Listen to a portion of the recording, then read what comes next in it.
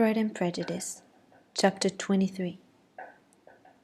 Elizabeth was sitting with her mother and sisters, reflecting on what she had heard, and doubting whether she was authorized to mention it, when Sir William Lucas himself appeared, sent by his daughter to announce her engagement to the family.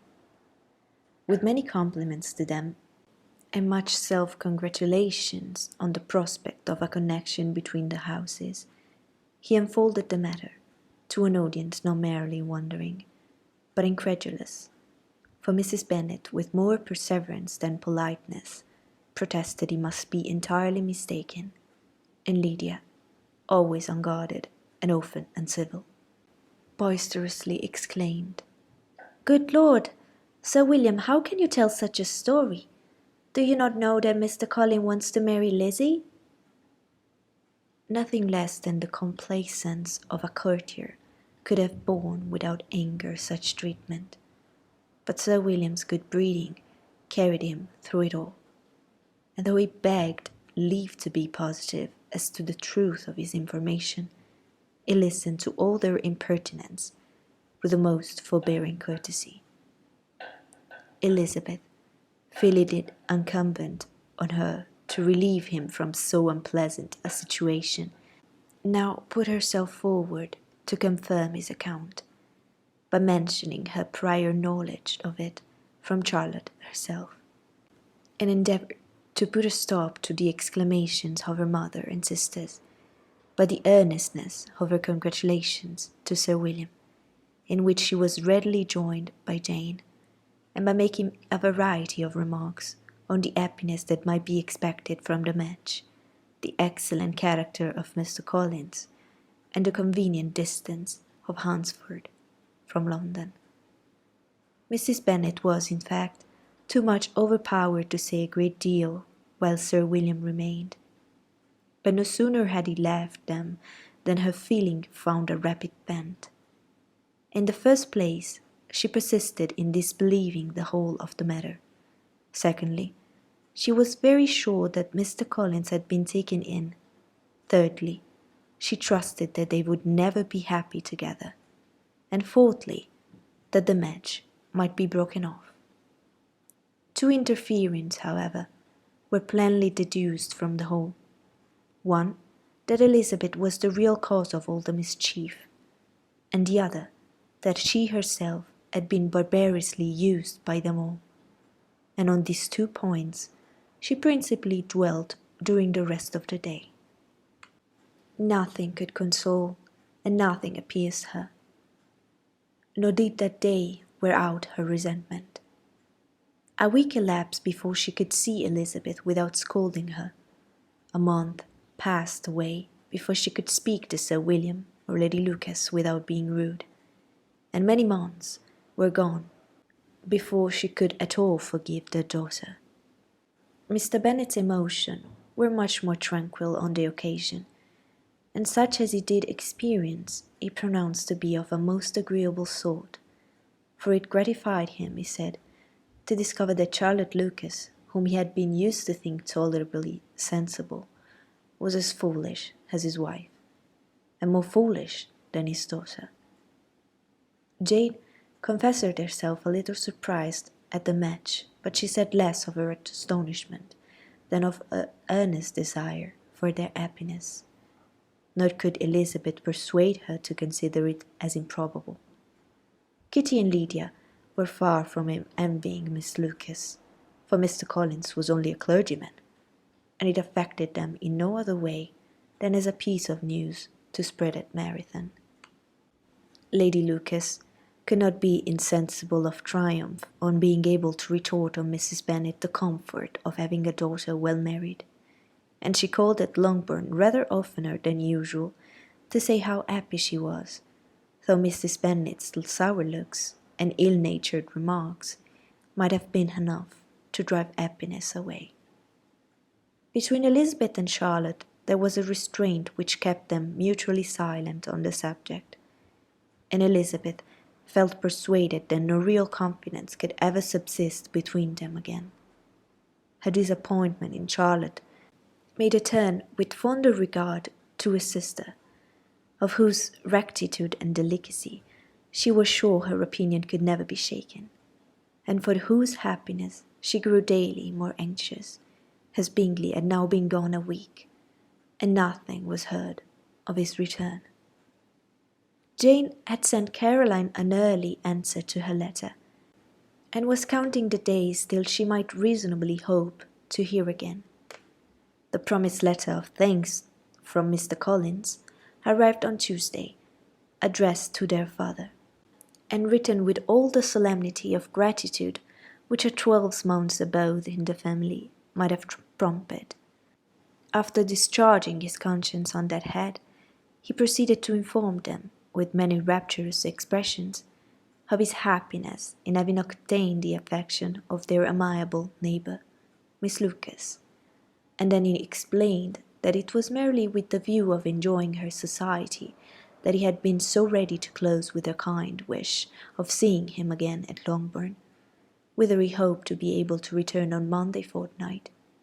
For Lady Catherine, he added, so heartily approved his marriage, that she wished it to take place as soon as possible, which he trusted would be an unanswerable argument with his amiable Charlotte to name an early day for making him the happiest of men.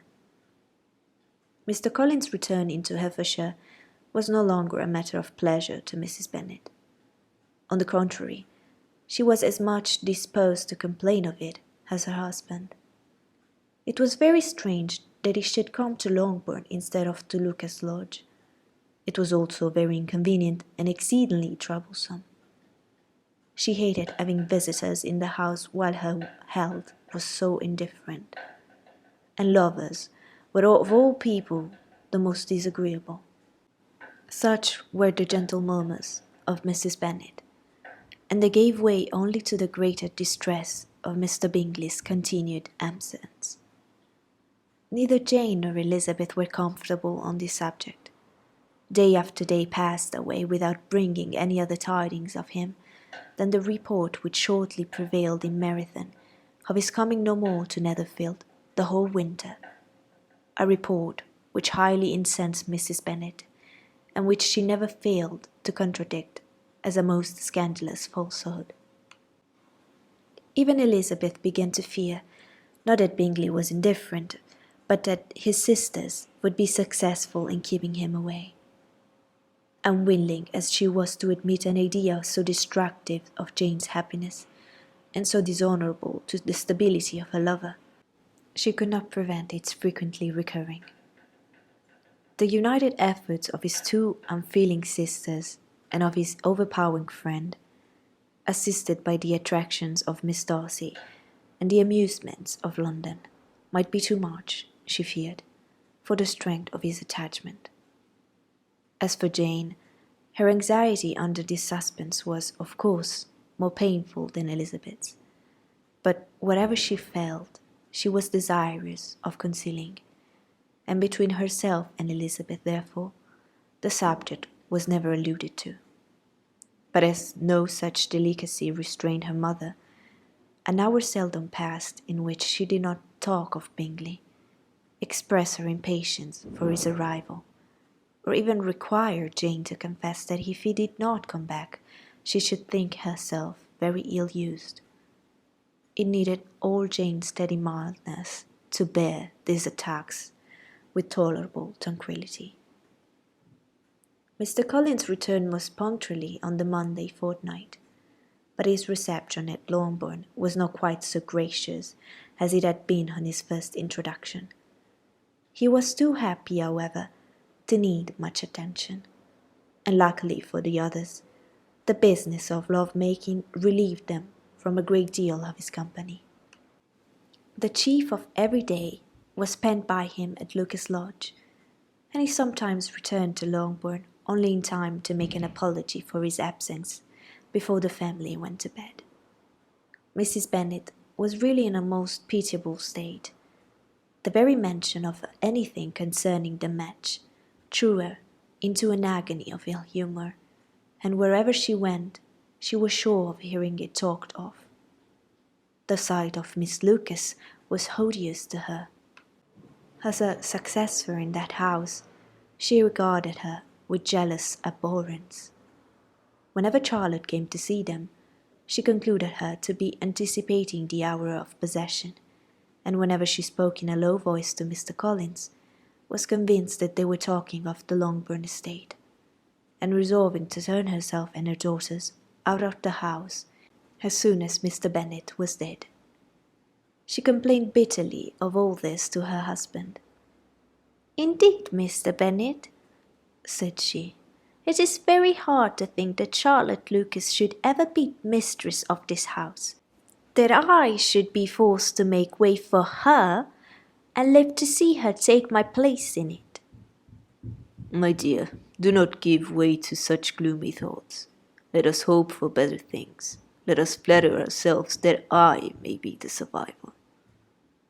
This was not very consoling to Mrs. Bennet, and therefore, instead of making any answer, she went on as before.